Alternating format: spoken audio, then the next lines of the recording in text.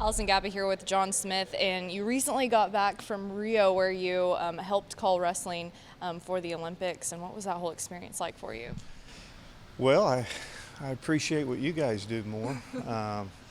It's hard work, and it's challenging from the standpoint of just learning so many names and getting it right.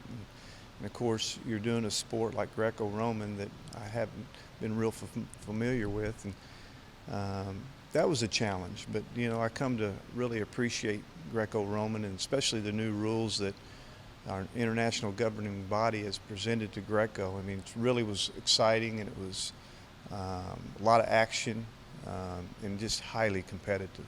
We were talking a little bit before just about the venue in Rio and how much you enjoyed it. I've been in a lot of Olympics, and it was fun. All the things that you heard prior to Rio, I didn't see any of it. I felt very safe, and people were very friendly. Beautiful city. I just didn't see or hear of anything prior that you heard before I left. I didn't see any of that.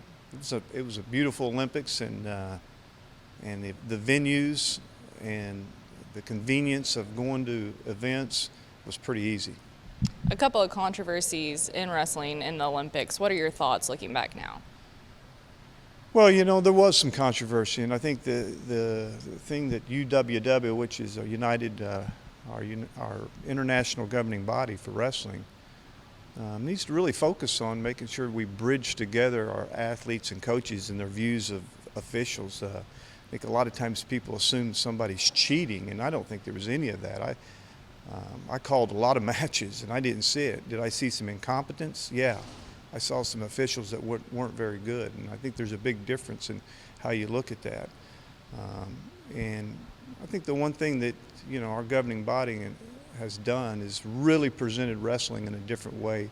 I mean, I'm telling you, it was as competitive as the Olympics I've ever seen, and the action and the performance of these athletes were unbelievable. 20 guys at every weight. When you just take 20 guys from all over the world, that's not many. And when I wrestled in the Olympics, I had 40 and 50 guys in a weight where now you have to qualify to even get in it. So our governing body's done a great job, and they need to take some steps now to kind of bridge the athletes, coaches, and the trust together, because that's real important as we go forward.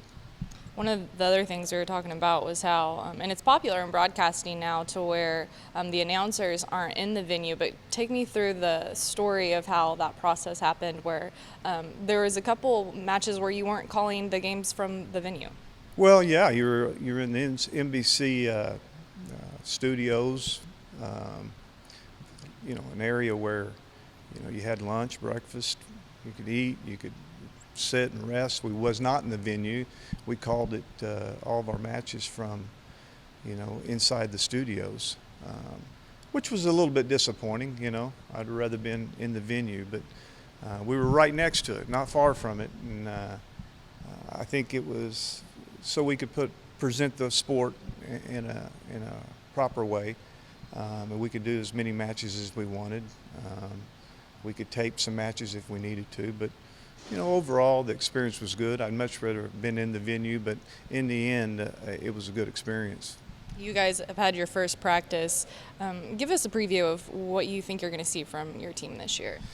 Well, you always, this time of year, you always see a team that's good and it's going to be good, That's because you haven't started yet. So, you ever heard a coach tell you in preseason that we're going to be bad? Yeah.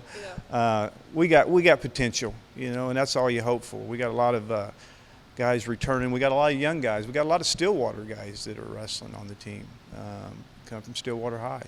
So for us, I think we got to take advantage of our opportunities, and that's a team that needs to come together and work hard and remember why we're here.